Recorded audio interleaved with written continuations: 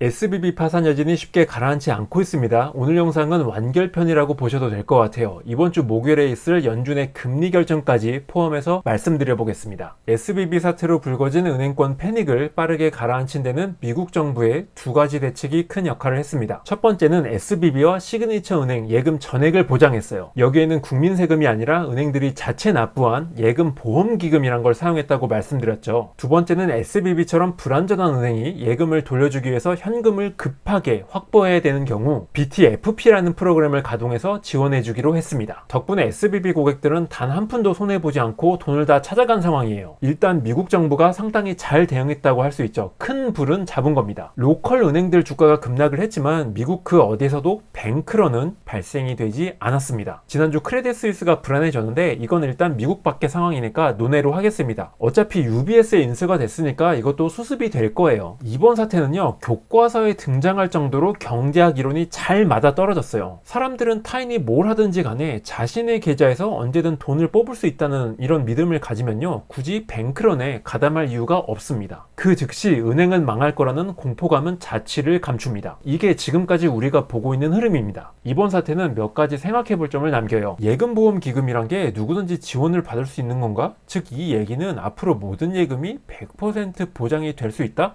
이 질문과 통하는 거죠. 은행권에 대한 새 규제가 도입될까? 또 이번 조치가 구제금융이었을까? 이거는 제가 지난 영상에서 집중적으로 다뤘죠. 큰 타격을 받은 스타트 산업의 미래는 더 암담해질 것인가? 하지만 가장 중요하게 생각해 볼 점은 이번 사태가 연준의 금리 결정에 어떤 영향을 미칠 것인가입니다. 이를 알기 위해서는 먼저 따져봐야 될 게 있는데 미국 정부는 왜 그토록 신속하고 단호하게 행동했을까예요. 이거는 너무나 명확해요. SBB 뱅크런이 스타트업, IT 업계의 캘리포니아 지역을 넘어서 미국 전체 경제 전 분야로 번져나갈 수 있었거든요. 미국 언론들은 당시 숨가쁘게 펼쳐졌던 비하인드 스토리를 공개했습니다. 3월 10일을 전후해서 미국 재무부, 연준 인사들은요, IT 업체들이 몰려있는 캘리포니아 외에 다른 지역의 은행들까지도 심상치 않다는 보고를 받았다고 합니다. 다수의 은행 임원들에 따르면 SBB 사태가 불거지자마자 큰손 고객들이 일제히 전화를 걸어왔다고 해요. 월요일 은행문이 열리자마자 모든 자금을 메이저 은행으로 이체할 계획이라고 경고했다는 거예요. 이번 사태는요, 다른 IT 쇼크 사태들이 그랬던 것처럼 IT 업계 내부에서만 맴돌다 끝날 수 있었습니다. 하지만 가만히 놔뒀다가는 공포감이 걷잡을 수 없이 퍼질 만한 중대 이유가 있었으니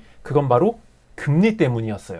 이게 미국의 기준금리인데요. 지난 40년 동안 기준금리는 원웨이 추세였습니다. 거의 대부분 기간 내려가기만 했어요. 인플레이션이 하나도 없었기 때문에 중앙은행 입장에선 간간히 출현하는 경기 침체와 싸우기 위해서 금리를 계속 내렸던 것이죠. 그러다가 경기가 회복되잖아요. 그래도 굳이 금리를 올릴 필요가 없었어요. 결국 사달이 납니다. 2021년 인플레이션이란 괴물이 수십 년의 겨울잠을 깨고 진격의 거인처럼 어마무시하게 등장한 것이죠. 금리는요, 눈물 머금고 원웨이 하락을 포기해야만 했습니다. 그래서 지금은 이 부분 이렇게 지워보면 쭉 이렇게 올라온 것이죠. 그런데 하필 이때 말이죠. 금리가 막 오르기 직전에 은행들이 어떤 플레이를 펼쳤냐. 장기 국채를 엄청나게 많이 사들이기 시작합니다. 진짜 아무도 몰랐어요. 이게 결국 자신들을 파멸의 구렁텅이로 몰고 갈 거라는 걸. 왜 파멸이냐? 은행들은요, 기본적으로 짧게 돈을 빌려와서 길게 투자합니다. 예금자들이 돈을 돌려달라고 하면 은행은 이를 충당할 현금을 마련하기 위해서 사들였던 만기가 긴 자산을 팔아야 됩니다. 만약 이 자산 가격이 하락했다면 은행은 확보할 수 있는 현금의 양이 줄어들게 되고요.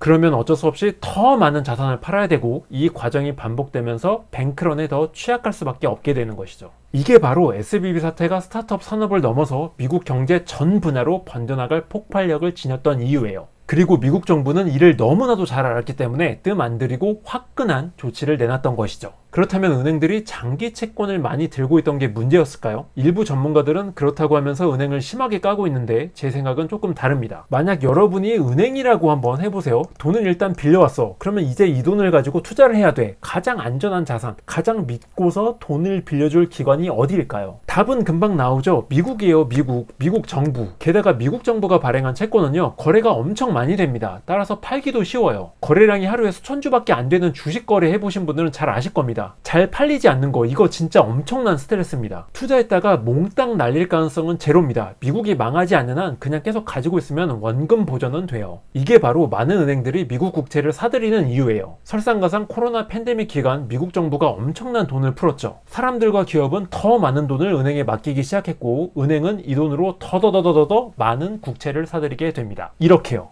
2020년 봄, 이때 이제 코로나 팬데믹이 발생을 했고, 이 시기를 전후로 파란선의 기울기가 확연히 달라집니다. 코로나 팬데믹 이후 파란선이 엄청나게 기울기가 치솟았죠. 예금기관이 보유하고 있는 미국채 액수가 기하급수적으로 늘어났다는 뜻. 은행이 이렇게 많이 샀는데 금리를 올려서 은행의 자산 가치를 떨어뜨린다? 은행 입장에선 연준이 엿먹이는구나, 이렇게 생각할 수밖에 없죠. 한 발 더 나아가 은행 시스템까지 불안정하게 만드는 악당이나 다름없이 보이게 된 겁니다. 보통의 상황이라면 연준은 이번 은행 위기에 대해서도 지난 40년간 그래왔던 것처럼 단순히 금리 낮추는 것으로 대응했을 거예요. 하지만 이번에는 그렇게 쉽게 금리를 내릴 수가 없어요. 인플레가 사라지지 않았으니까. 연준이 중요하게 보는 근원물가 상승률 2월달 수치가 나왔는데 5.5%를 기록을 했습니다. 이게 참 재밌었던 게 전년 대비로 보나 전월 대비로 보나 똑같이 나왔어요. 몇몇 민간 연구소에서는 주택가격 하락, 또 에너지 식품, 운송비용 감소 여파로 인플레이션이 꾸준히 내려가고 있다, 이런 자체 결과를 내놨는데요. 하지만 이건 어디까지나 미시적인 부분이고요. 아직 전체적으로는 인플레가 목표치를 웃돌고 있는 상황입니다. 인플레가 계속되면 국민들 불만이 늘어나겠죠. 하지만 이보다 훨씬 더 위험한 게 있습니다. 바로 연준의 신뢰성이 위협받게 된다는 거예요. 자, 여러분, 제가 퀴즈 하나 내볼게요. 연준을 비롯한 중앙은행들이 가장 두려워하는 게 뭘까요? 금리 올린다고 욕먹는 거? 아니에요. 정답은 말빨이 안 먹히는 겁니다. 중앙은행은 태생이 그래요. 신뢰를 잃는 것에 대한 두려움을 타고난 집단이에요. 중앙은행이 물가가 치솟는 걸 막기 위한 조치를 아무것도 하지 않는다면 사람들은 너나 할 거 없이 마구마구 가격을 올려대겠죠. 다른 사람들이 가격 올리는데 나만 가만히 있으면 바보가 되잖아요. 따라서 중앙은행 입장에서는 이만하면 충분하다라고 판단됐을 때조차도 사람들의 인플레이션 심리를 누그러뜨리기 위해서 금리를 적정 수준보다 훨씬 더 높여야 됩니다. 근데 이렇게 하면 결국 경제에 타격을 줘버리죠. 연준은요, 절대 이런 과정이 일어나는 걸 바라지 않아요. 현재 5%대 고착화된 인플레이션을 가만히 뒀다가는 나중에 엄청난 후폭풍을 당할 수 있기 때문에 최대한 빨리 싹을 잘라놔야 한다는 얘기입니다. 결국 연준은 딜레마에 빠지게 되죠. 계속 금리를 올리면 더 많은 부작용이 나타날 겁니다. 은행들 자산 구조가 취약해져서 더 많은 뱅크런이 불가피해요. 반대로 은행권 리스크를 줄이기 위해서 금리 동결이나 금리 인하를 선택한다면 시장의 신뢰를 잃고 인플레이션이 통제 불능 상태로 치솟겠죠. 단기적으로는 금리 내려서 좋을지 모르지만 장기적으로 봤을 땐 더 큰 금리 인상과 그에 따른 더 큰 고통이 수반된다는 뜻. 보통 중앙은행의 금리 인상은 실업률과 인플레이션 간의 양자택일 게임이거든요. 하지만 이번 같은 경우는 은행, 금융권 리스크가 끼어들었어요. 은행들이 불안해지면 대출을 회수하고 이는 경제 성장과 고용을 감소시키기 때문에 은행 위기는 무조건 막는 게 능사가 된 겁니다. 그 결과 갑과 을이 뒤바뀌었습니다. 보통 때는 은행들이 중앙은행 눈치를 보는데 지금은요, 중앙은행이 은행들 눈치를 보고 있어요. 시장은 이미 눈치챘습니다. 연준의 빅스텝 0.5% 금리 인상 확률이 최근 급감했죠. 이와 관련해서 흥미로운 부분이 있는데요. SVB 사태를 계기로 도입된 BTFP 프로그램, 이게 사실상 금융 완화 조치다 라는 비판이 제기되고 있습니다. 은행이 유동성 위기를 겪지 않도록 충분한 돈을 빌려주는 역할을 한다고 말씀드렸죠. 근데 은행 입장에서 보면요, 정부가 뱅크런을 무조건 막아줄 거라는 안도감을 가지게 되는 요소가 된다는 거예요. 앞으로 더 공격적으로 대출을 늘릴 수 있다. 근데 이거는 경제 전체적으로 보면 총수요를 증가시켜서